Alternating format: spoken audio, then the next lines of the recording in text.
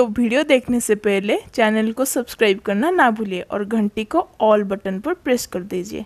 Thank you. अरे हो सब कितने इनाम रखे हैं सरकार हम पर?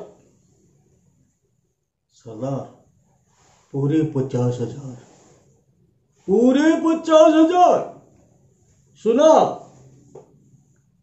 पूरे 50,000।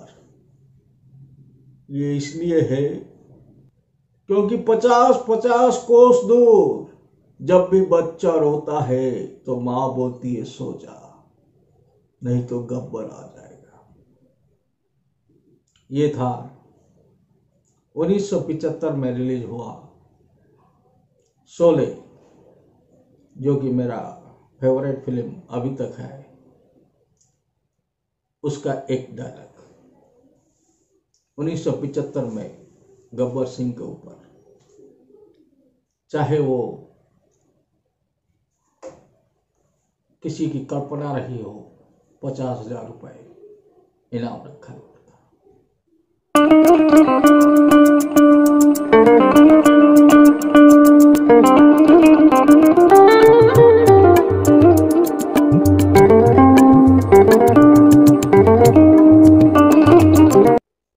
नमस्कार, मैं सरोज साहू आपको मेरे चैनल सरोज साहू टॉक्स में स्वागत करता हूं।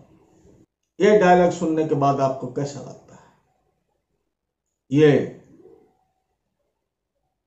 खबर सुनने के बाद आपको कैसा लगता है कि यूपी में एक गैंगस्टर ने, एक माफिया ने 8 पुलिस वालों को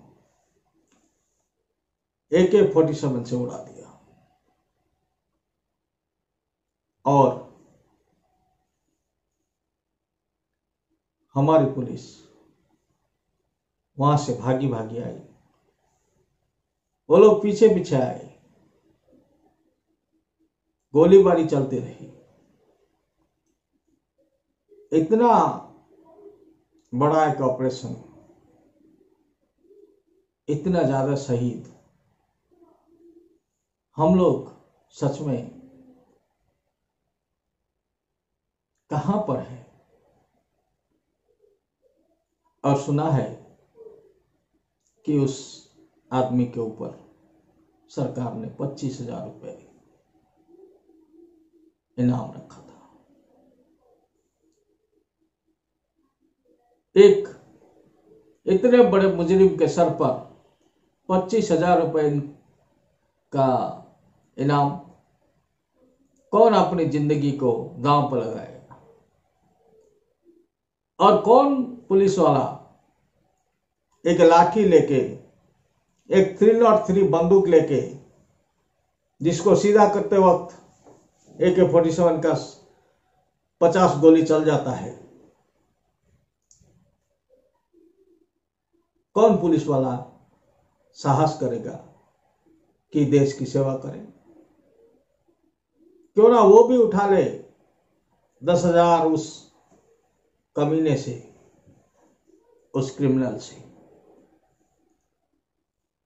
अब उसको मार देना ही क्या हमारा काम है? जब वो मरता है तो उसके घर को कुछ भी दे दो। क्या एक आदमी दे सकते हो उसके बाप, उसकी पत्नी को? क्या एक बाप का साया उसके बच्चों को दिया जा सकता है? 1 करोड़ रुपए से आजकल होता क्या है? एक खाऊ पुलिस वाला 1 महीने में 1 करोड़ कमाते हैं और उस 1 करोड़ के लिए 10 करोड़ देते हैं उस पोस्टिंग के लिए। सरकार को अभी या तो पुलिस को स्ट्रांग करना चाहिए, सरकारी नेटवर्क चारों तरफ करना चाहिए, या फिर गुंडों के हाथ में राज दे देना चाहिए। क्योंकि इन्हीं गुंडों से सरकार के लोग कभी ना कभी एहसान लेते रहते हैं। वरना एक गुंडे की ये औकात कहां हो गई कि वो एक डीएसपी समेत, 2 एसएचओ समेत 8 लोगों की जान ले गया। अभी 1 करोड़ में क्या उनका परिवार फिर से बच सकता है? अब कहां गए वो ह्यूमन राइट्स वाले? क्या उनको नहीं दिखता कि ये पुलिस वाले जो मरे हुए पड़े हैं तिरंगा के नीचे, उनका हाल, उनका घर का हाल, 6 महीने बाद जब उनको सरकारी क्वार्टर से निकाल दिया जाएगा, उनका परिवार का हाल? अब किस सुप्रीम कोर्ट का दरवाजा खटखटा रहेंगे ये आधी रात को, और कौन खोल देगा अपना दरवाजा इनके लिए कि इन पुलिस वालों को उनकी 1 करोड़ नहीं, उनके रिटायरमेंट तक का पैसा अभी दिया जाना चाहिए। फिर भी क्या एक बाप को किसी पैसे में तोला जा सकता है? एक बेटा जब नौकरी पाके आएगा, खबर बाप को देने की जो खुशी है, क्या वो मिलेगा उसे? एक बेटी जब विदा होके ससुराल जाएगी, बाप का आशीर्वाद क्या मिलेगा उसे? एक पत्नी को, एक औरत को सर जो नंगा हो गया, इसको कौन सा ह्यूमन राइट्स वाला, कौन सा राइट्स वाले इसको लेकर एक बार डेमोन्स्ट्रेशन करें? कौन से सिविल सोसाइटी वालों, आओ यहां पर डेमोन्स्ट्रेशन करो, एक बार दिखा दो कि तुम भी आदमी हो। सिर्फ और सिर्फ फंडिंग के लोभ से झंडा नहीं उठाते, बैनर नहीं लगवाते और प्लाकार्ड नहीं दिखाते हो। सिर्फ और सिर्फ किसी और देश की मजबूरी से, किसी और देश की उलाहने से, किसी और देश की उकसाने से तुम लोग यहां पर दंगा जैसी स्थिति उत्पन्न कर देते हो। क्या वो आदमी, क्या इनके बच्चों की फिल्में चलाओगे? जैसे गैंगस्टरों के बच्चों की फोटो कोर्ट में दिखाते हो, क्या इनके बच्चों के फोटो दिखाओगे? जैसे गैंगस्टरों के घर के हालात जर्रा जर्रा, कुंडी कुंडी, झाड़ू झाड़ू दिखाते हो, क्या वैसा दिखाओगे? मेन स्ट्रीम मीडिया इस तरह की चीज को कब तक साइलेंटली देखता रहेगा? और ये जो जिन लोगों ने अभी एक मुहिम छेड़ रखा है, क्या हो जाएगा अगर चाइना का सामान नहीं आएगा? क्या लोग थोड़ा इस खबर की तरफ मुंह फेरेंगे? क्या इसको थोड़ा तवज्जो देंगे? क्या इस पर थोड़ा लिखेंगे कल के एडिटोरियल में कि किस तरह एक पुलिस वाला अपने जिंदगी से खेलकर हम लोगों की जिंदगी का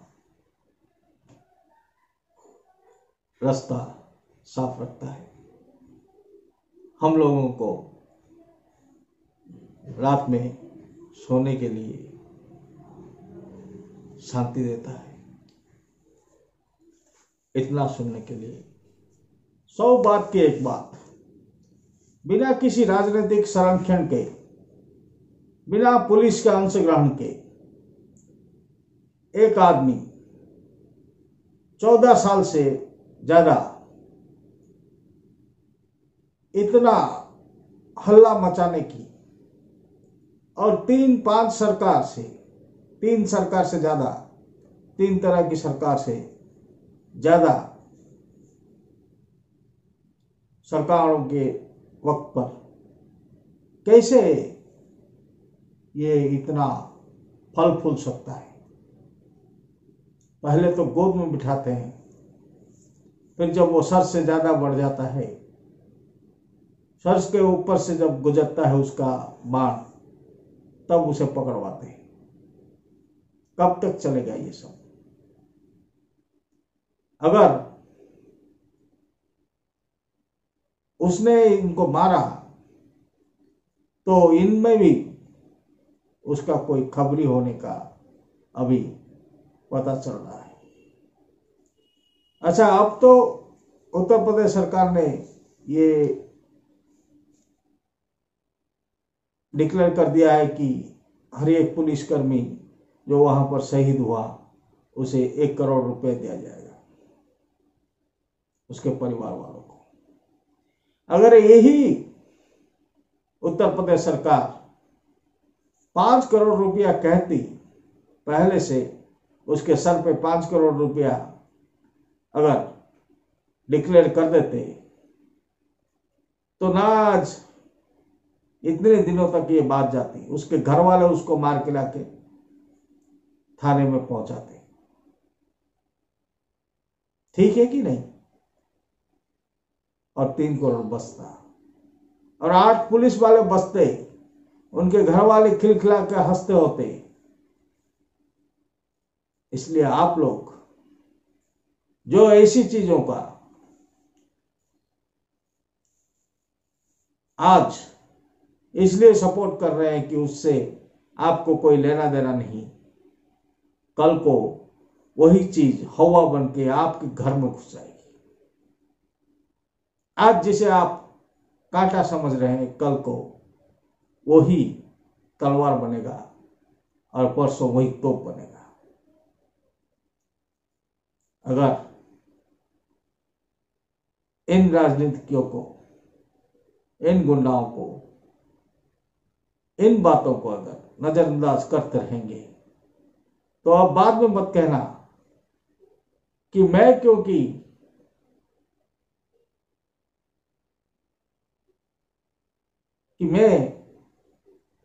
क्योंकि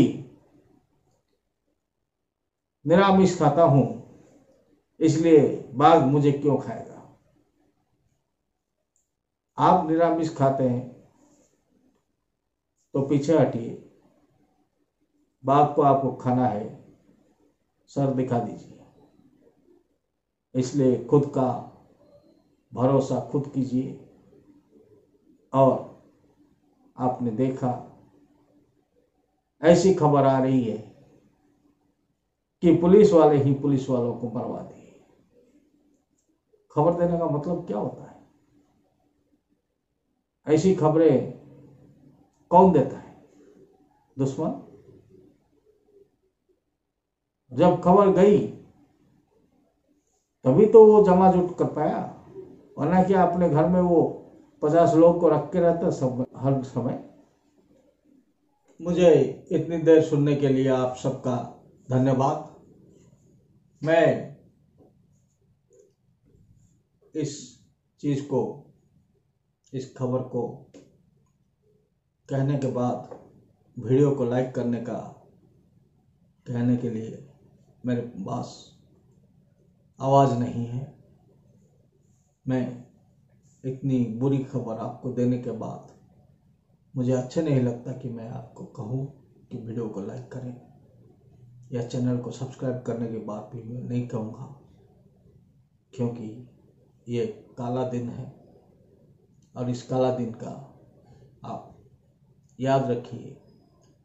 और जनसाधारण को चाहिए कि अपना रक्षा खुद करने का कोई इंतजाम करना चाहिए। मुझे इतनी देर सुनने के लिए आपका फिर से धन्यवाद। मैं सरोज साहू, धन्यवाद।